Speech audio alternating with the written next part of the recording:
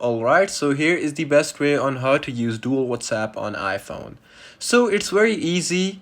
So there are two methods. So the first method is very simple. You can use WhatsApp Messenger and WhatsApp Business. This is literally the best and easiest method. And it's also official. What you can do is just download the WhatsApp Messenger, which is the normal app, and you can just go to App Store like this.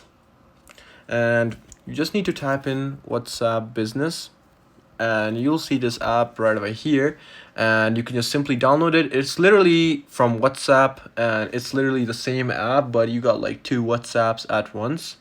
And then you can just download a WhatsApp Business, and then after downloading it, just register with your second phone number. Now you'll have a private account with WhatsApp Messenger and then a second account with WhatsApp Business.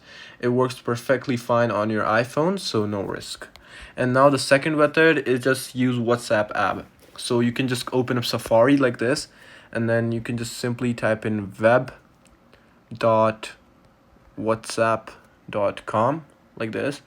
And once you go over here, as you can see that you can just request a desktop view site, and then scan QR code from your phone, and you're good to go. Just make sure that you do this on Google, so because I don't think it's available, the desktop website is available on this Safari.